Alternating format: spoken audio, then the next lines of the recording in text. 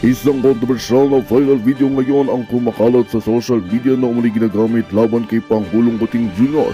Ayon sa mga ulat, ang nasabing video ay nagpapakita ng di umano'y paggamit ng ipinagbabawal na gamot ng isang kilalang personalidad na sinasabing malapit sa Pangulo.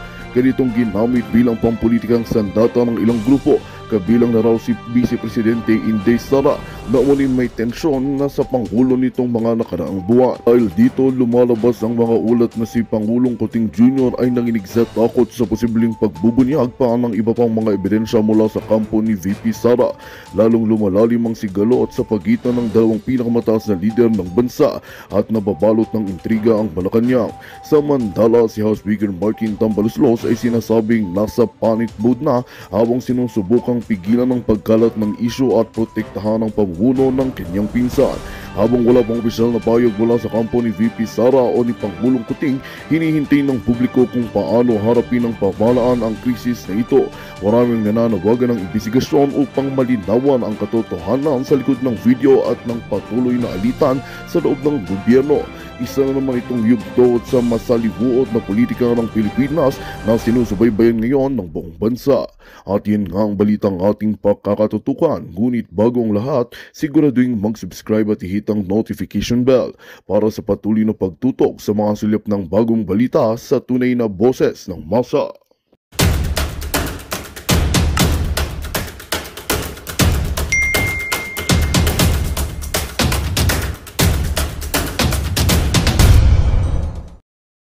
Yan. Tingnan mo yung Facebook post ni Marcos. Di ba nakaano siya ng, parang isang sako ng bugas eh. Pero look, tingnan yung mukha. Walang ka-effort na nagbuhat. So ibig sabihin, niritoki lang yon, di ba? Yes, yes. Tingnan mo yung mukha. O nga, ik nga. Parang 1 kilo yata ng bugas yan. Ako, of course ako. Sa sako. O isang sako bugas, hindi 1 kilo. Hindi naman ganyan isang sako bugas. Pero tingnan mo yung mukha ni Marcos. Walang ka-effort na nag-lift siya ng 50 kilograms. Ako kaya kong i-lift yan. Pero siyempre, madidistort na yung mukha ko dahil, di ba? Madidistort yung mukha ko. 50 kilos na 25 kilos, sa bigat yan. Nagbubuhat nga ako dyan sa Smith machine ko ng 50 kilos, 100 kilos. Hindi na madrawing yung mukha ko. O imagine, kasi sobrang bigat. O 100 kilos, kaya ko. On either side, 50-50 on either side. Pero hindi naman drawing yung mukha ko. So, tingnan mo yung mukha ni Marcos, naka-smile pa. Para siyang Superman. Diyan pa lang mga kababayan, kitang-kita nyo, ek-ek. Tapos pangalawa. Peke pa. Basahin mo, natupad na ang pangako. Hindi niya sinabi pangako niya. Tingnan mo, basahin mo. Basahin mo, natupad na ang pangako. Sinabing pangako niya. Oo, natupad. Ay sabi niya, 20 pesos kada kilo. Iyan ang pangako at ngayon, sinimulan na natin itong maisakatuparan sa Visayas region. Yan ang pangako. Hindi kasi sinabing pangako niya. Matutupad na, ganyan. Oo. Okay. Pero yun niya yung pangako. Hindi niya sinabing pangako niya. Kasi he's playing safe, mga kababayan, kasi alam nyo, hindi mag-last yan. Kasi ang sabi nga ng Department of Agriculture, hanggang December 2025 lang yan. Although they are hoping it will last until 2028. Bakit? They have 328 or 328,000 metric tons of rice sa NFA. Kailangan nilang i-dispose yan kasi parating na yung harvest season. So magpapalit ng stock. So kaya nga sabi ko, yan, will not last. It will not last. Kasi pagkaubos ng 328,000 metric tons, balik ka na sa original price. O, di ba? At okay, sa Visayas lang.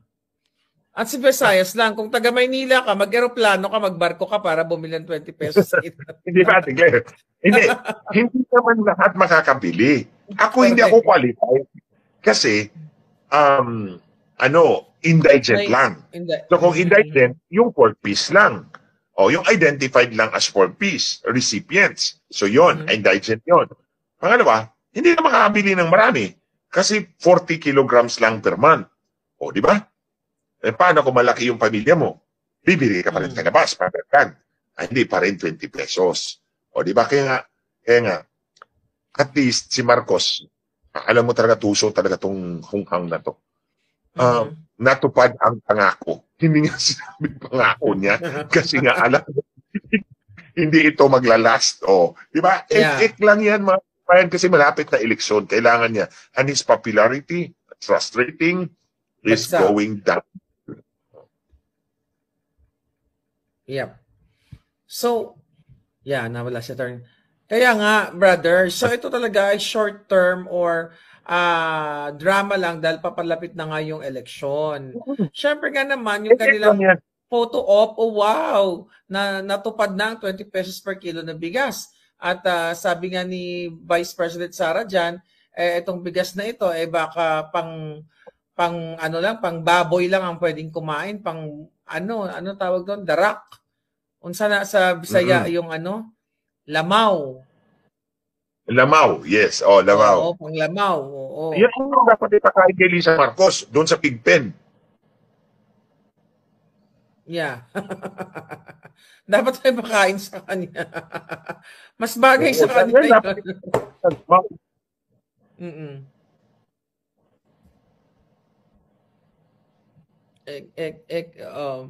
True, mabaho daw ang NFA rice. Hindi ka gaganahan kumain. Grabe. At saka imagine mo, hindi pwedeng, brother, no? Hindi pwedeng bibigyan mo lang. Let's say for example, magpalagay na natin makakain yung 20 pesos sa kilo ng bigas at doon lang sa Visayas. Ganyan ba ang approach ng isang presidente o isang leader na dapat ito lang sa area na to, ito dito ko lang tutuparin yung pangako ko sa isang community na ito. Tapos picture ilalagay ko sa headline. 'Di ba? So talagang ik lang kasi yan, walang kwenta yan. Wag na kayong magpapaniwala kay Marcos. Wala tayong mapapala sa isang drug addict. That's true. Wala tayong mapapala sa isang drug addict. Kaya nga naman, di ba yung kanilang brother yung kanilang Oplan Horus. Horus, okay. So, ngayon talagang binadgetan pala yan nila ng 8 billion. Nabasa mo naman siguro yun, ano? Yung sinasabi nung kanilang... yung report. Yung kanilang depensa, no, na may inalign silang budget talagang 8 bilyon para atakihin, para pilayan ang mga Duterte supporters or yung mga anti-Marcos, critics. Imagine mo, talagang pinagplanuhan nila at talagang nag-suspend sila ng time, money, para ipilayan nga o i-crippled yung ating mga kababayan, not only yung mga vloggers, pero yung mga ordinaryong mga critics para lang maipanalo nila ang kanilang... Isa tayo, kasama tayo doon. Ako, isa na ako sa biktima. Gusto sana yata itong sampulan kung sino sa kanila ang makalimot paghinga. Baka hindi na sila magising.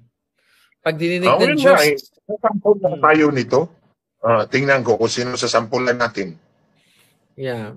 'Di ba? Mabilis pa naman sumampol ang langit. Mabilis sumampol. Pwede na press one night only. Yeah. Kahit anong gawin ni Bangag, basta wag lang dayain, talo pa din si Bangag.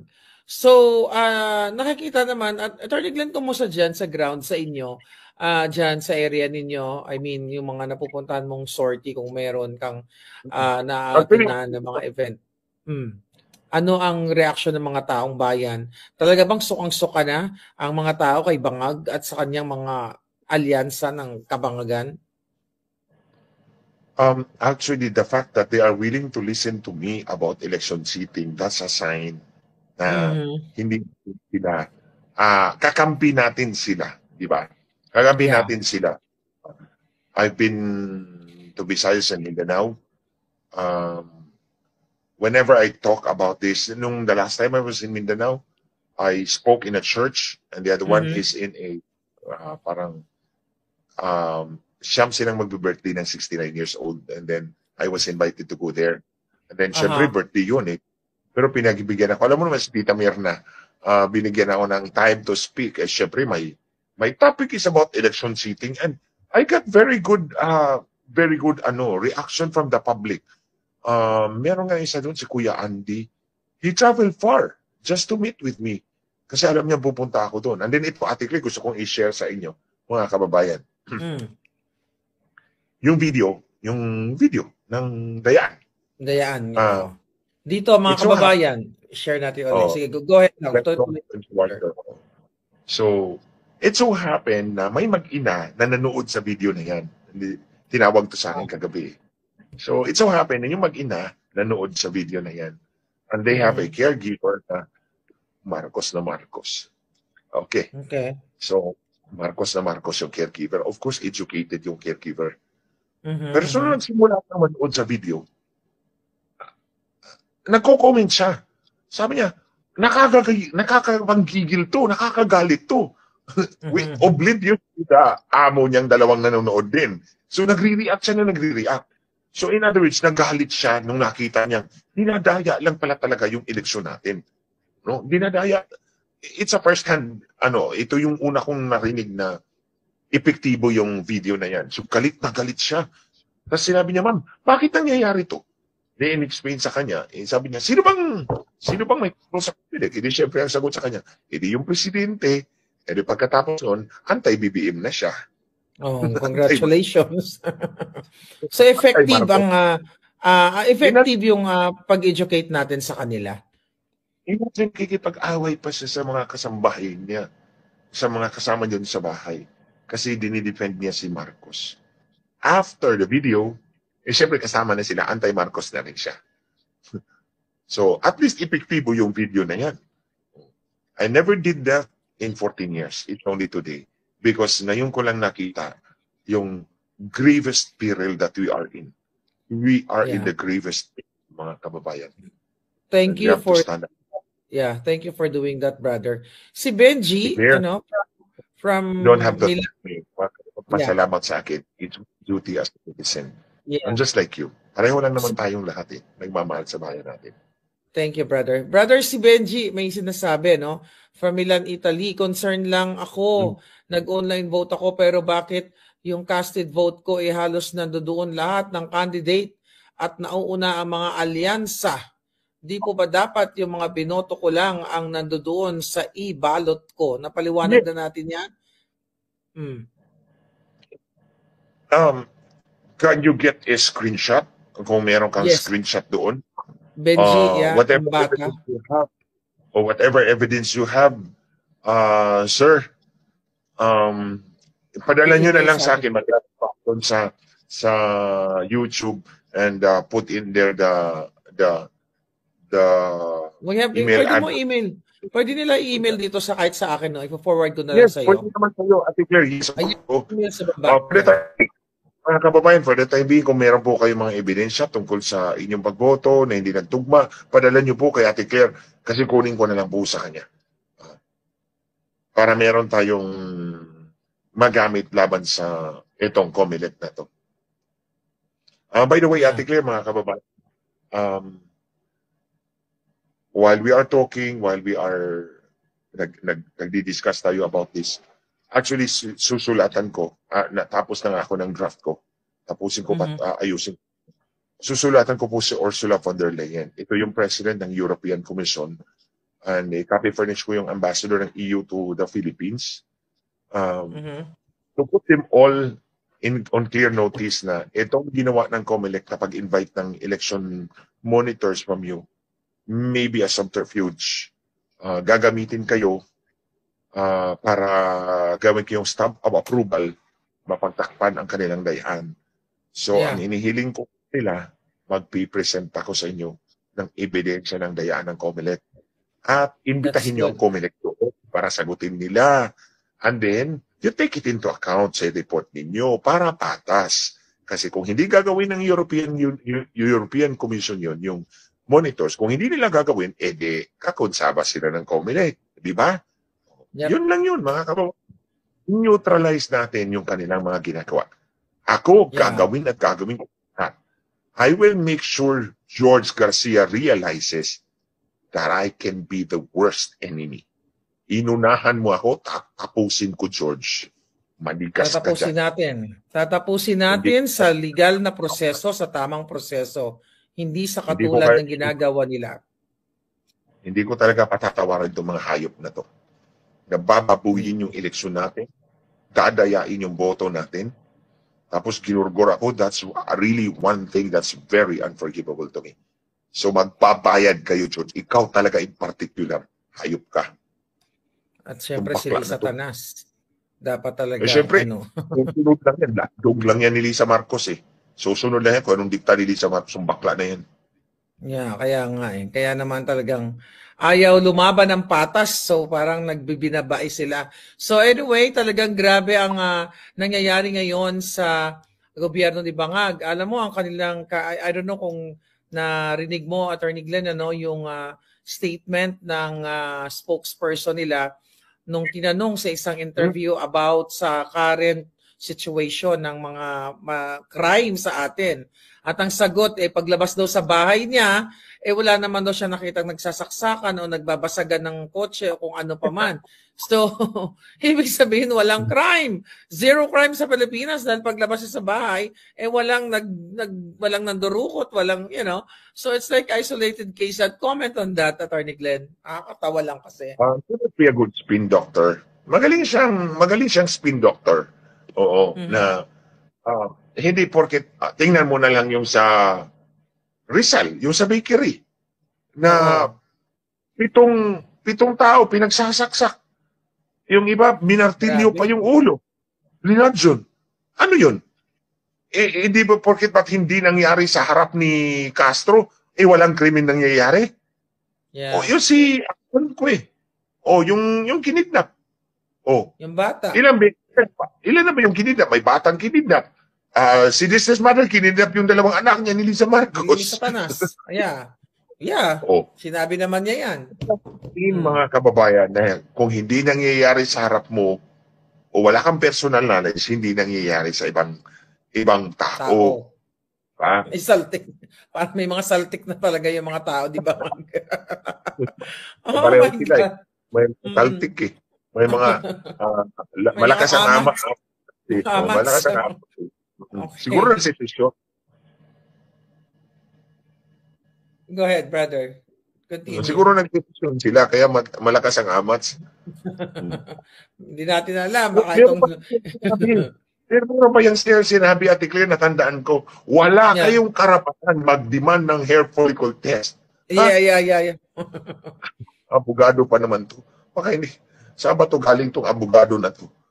Maka-graduate sa mababang paaralan lang. The issue of drug addiction is a public concern. It's a public interest issue. And every Filipino, at least kung registered voter ka, the more, you have the right to demand accountability from your officials. Kung may allegation na bangag ka, you have to come out clean. And I have the right to demand that you undergo a hair follicle test, Mr. Ferdinand Marcos Jr. I will never call you president kasi alam ko naman nandaya kay hindi ka totoong pangulo, impostor ka lang. Yeah. Usurper ka lang. O usurper ka lang, Mr. Marcos. Pero be that as it may, because ikaw ang nakaupo dyan, then I will demand a hair follicle test because there are credible witnesses na drug-addict ka. Yeah. Brother, no? Kunin ko na yung pagkakataon, di ba? Siguro narinig mo naman na itong Bangag administration ay kakasuhan daw nila ako ng inciting to seduction. Sedition. Patungkol dun sa Pulburon video na ipinakita ko as a lawyer, anong mako-comment mo dyan? Of course, they can file cases against me sa Pilipinas kahit 1 trillion cases pa yan. Alam pa nila, Ate Claire, that criminal laws are territorial. Criminal laws are territorial. So it only applies in the Philippines. You are outside of the jurisdiction of this country. You are not a citizen of this country. How do you apply Philippine law? May saltik din. May saltik. May mga saltik nga. May mga saltik nga. Anong sabi pa, huntingin na lang daw ako kasi puno na raw yung salop. Itong matandang. Itong, may mga saltik na lang din talaga. Sarap lang din talaga nila pagtawanan. At sinasabi pa nga, basta ito lang, gusto ko lang, para marinig na ating mga kababayan. Kailangan daw, pasampahan nila kung masampahan na raw ako ng isang katutak na cyber libel, baka pwede na nila akong, pwede na raw sila makipag-ugnayan dito sa Amerika para ipa-extradite ako. Or, Ito nga citizen ng Pilipinas Paano ka i-extradite? Yun na nga, paano ka nga i-extradite kung hindi ka na citizen ng bansang... Pagtatawanan lang sila ng American government. Kaya nga, mga kababayan, nakakatawa na. It's not actually the feasibility of actually filing a case against you, but it's more of optics. Tinatakot nila yung ibang katulad ng Pilipinas. Oo. Yes. That's all and be all of it. Tinatakot nila ating mga kababayan na huwag kayong magsalita laban kay Marcos, huwag kayong mag-comment laban kay Marcos. Ako, inaakusahan ko nga ito, ikaw tuta ni Lisa Marcos, mandaraya ka. Sige, kasuhan mo ako. Yeah. Raya kayo mag-asawang dalawa. Kasuhan mo ako dyan. Sinasabi ko yan. I make a categorical allegation against you publicly na mandaraya kayong dalawa. Hindi naman pwedeng yung asawa mo lang na halimaw ang makikipag-meeting sa Smartmatic na wala kang alam eh. Halimaw talaga, wakwak yun eh. Yeah, sana ilabas na nung yung ating kaibigan kaibigan mo rin yun eh. Ilabas na yung litrato ng isang anggulo ng pandaraya ng 2022 at ginamit ang military forces according to our friend. So hopefully maging ready na siya dahil nakausap ko naman siya at sinabi niya sa akin talaga, Attorney Glenn, na tama ang sinabi mo na dinaya talaga ang halalan. Kaya nung narinig ko yan, at masayang-masaya ako na marami palang nakakaalam na hindi lang si Glenn Chong ang nakaalam na may foreign intervention. Ayoko namang magsabi ng kasinungalingan kasi alam ko naman na kung kasinungalingan ang sasabihin ko, that's the easiest way to gorgor me. Di ba, mga kababayan? The easiest way to gorgor me. And I have so many enemies dyan sa yung mga masasamang tao. Ang dami nila. Yung mga masasamang tao. O mga wakwak. Gusto nila akong rin. But they cannot. Imagine, I survived 14 years, 15 years na wala silang... Sige. Imagine, I survived 15 years na masaya every day na habang yung laban ko na high blood na kung anong gagawin nila sa akin. I survived. Sa atin, habang tayo ay nagsasaya, sila ay gigil na gigil sa atin. Baka malimutan ng huminga dahil sa na high blood na pala. Yeah. So Ate Claire, before we end, gusto ko lang talaga itong ikampanya itong dalawang mayor ng ating mga kasama sa actually mga kandidato to ng PDP. Okay, go ahead. Sa ating mga kababayan dyan sa Lapu-Lapu City, hiningi ko po sa inyo yung boto nyo para kay Mayor Takahashi. Siya yung kandidato ng PDP laban dyan sa Lapu-Lapu City. Takahashi. Takahashi. Si Christine Takahashi. Yung husband niya is Japanese. Yung dalawang kalaban, matagal na yan sila dyan. Paulit-ulit na sila. So, ang sabi ko nga sa inyo, Mayor Christine Takahashi, good luck. Iboto natin dyan sa Cebu. Yung bahay nila, yung sasakyan nila dumami, lumaki, pero ang sa inyo, mga kababayan, sadly, ang lumaki ay ang utang. So sila lang umasinso, kayo hindi. So better choose a new leader. And that's exactly the same na gusto kong ipaabot sa ating mga kababayan sa Iligan City. I'm rooting for Mayor Franklin Si Mayor Franklin Quijano served 2 terms as mayor and siya ngayon dato ng PDP laban, iba na ang mayor ngayon. So, si Mayor Franklin Quijano is challenger. So, pero siya yung kandidato ng PDP laban ng mga grupo ni President Duterte. Alam mo, Ate Claire, mga kababayan, dito si Mayor Franklin Quijano, nung tumakbo ako ng 2019, kinampanya talaga ako nito. Pinauna ko pumunta sa Iligan, siya ang kasama ko, kinampanya niya ako doon. And yun nga, sabi niya, wala tayong pera ngayon. Ngayon, ito pagkandidato siya, wala tayong pera. Ito, fight for love lang tayo. So yan mga kababayan, ang patunay na hindi magnanakaw yung tao. Hindi magnanakaw kasi kung magnanakaw pa, frankly, maraming siyang pera. Ngayon, fight for love lang tayo. Pero yun nga, ang hingi ko sa inyo, sa Lapu-Lapu City, sa Iligan City, tambakan natin ng boto ang kalaban. Ibuhos natin ang boto para kay Mayor Takahashi sa Lapu-Lapu at Mayor Franklin Quijano sa Iligan. Yes, yan. So, panguling salita. Yeah, go ahead, Attorney Glenn. So, iboto natin ang ating mga magigiting na parating na mayor ng Cebu, si Christine Takahashi and Iligan City. Ang buong pangalan, Attorney Glenn? Franklin Quijano. Franklin Quijano. Ayan, pahuling salita o mensahe patungkol sa online voting at sa Dayaan 2025 para sa mga kapapasok lang, Attorney Glenn, at sa mga kababayan na nanonood sa atin. Ulitin ko sa inyo mga kababayan sa mga kababayan natin boboto, hindi lang actually sa online at yung haharap talaga sa makina ng Miro, magdala po kayo ng listahan po ninyo na mga iboboto nyo. At huwag nyo nang baguhin yung listahan nyo. Tapos paglabas po ng resibo, ikumpara nyo po doon kung tugma pa. Kung hindi, kumuha kayo ng picture and then evidentiary matter yan, magreklamo kayo sa electoral board. Kailangan may papel yan ha. I-report nila na hindi nagtugma, ipirma ka. Tapos kumuha ka ng kopya, yung kopya mo.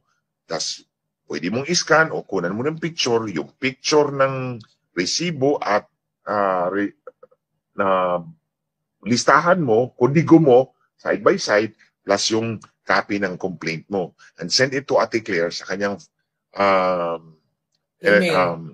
press for now, bago ako gumawa ng isa, and then kukunin ko na lang kay Ate Claire at yung gagamitin ko dito sa ating laban para malinis yung eleksyon natin. At pag hindi kayo pinayagan, sabihin nyo, ito yung tinuro sa amin ni Glenn Chong. O sabihin nyo, siya yung papanagutin nyo, kaya siya yung nagturo sa amin. Para naman sa ating mga kandidato, kumuha kayo ng certified true copy, wag kayo magnakaw ha. Baka sabihin nyo, si Glenn Chong nagturo sa amin, nakawin daw. Huwag kayo magnakaw. Certified true copy ng print log, ito yung record ng lahat ng transaksyon ng makina, at audit tag and then print log. Ito yung record ng lahat ng transaksyon ng server doon sa munisipyo. Padala nyo muna kay Ate Claire, kung hindi, dito na sa akin, kunin ko na lang yung nandun kay Ate Claire para pag-aralan natin at mahuli natin yung kanilang dayaan. At more than that, sa ating mga botante, lahat tayo, kung gusto natin na tayo ang mananaig, hindi ma-impeach si Inday Sara, hindi makakonsolidate ng political power si Marcos, at hindi mabago ang konstitusyon natin para sa kanilang pansariling interes, lumaban po tayo at ibuhos natin lahat ng boto natin para sa PDP laban ng mga kandidato, pagka-senador, pagka-congressman, governor, mayor. Lahat suportahan natin, iboto natin sila. Ambakan natin ang boto ang kalaban at ibuhos natin ang boto sa ating mga kandidato sa PDP laban. Para po mahirapan silang dayain ang ating mga kandidato. At hindi mananaig ang evil forces ni Lisa Marcos. So hanggang dito lang po muna mga kababayan. Thank you for joining us. I'm really very grateful at sana you will be able to view that video. Hanap lang po sa YouTube, Glenn Chong, Heaven's Warrior. Nilagyan ko talaga ng Heaven's Warrior kasi alam ko naman, si Ate Claire, kami, may warrior. Kasama, we are warriors of God. We are warriors fighting for the future of our country. Sila yung evil forces kasi binansagan kaming evil forces eh. Thank you, Ate Claire. Ayan po ang YouTube channel ni Attorney Glenn Chong. Ayan, ngayon nasa 2,000 subscribers na yan. Hindi lang updated yung pinapakita ko ngayon. Yun But lang, please yun lang. subscribe dahil wala na po siyang Facebook channel, Facebook page dahil ito ay ginorgor ng mga kalaban ng bayan. Muli, maraming salamat. Sana makapag-subscribe kayo. Thank you, brother. And please take care of yourself. We were Mga here. kababayan po, i-share po ninyo yung video, panoorin po ninyo. Sa mga vloggers po, you cut it, you show it as your content, komentaryuhan nyo yan, spread it para mahirapan talagang Magandang balita ang hatid namin sa inyo ngayong araw. Sa pagtatapos ng aming balitaan, nagbigay kami ng mga mahalagang impormasyon. Maraming salamat sa pagtutok at pagsuporta sa aming programa. Huwag kalimutang manatili sa mga susunod na araw para sa mga bagong balita at mga kwento na dapat nating abangan. Mula sa Boses ng Masa, magandang araw Pilipinas!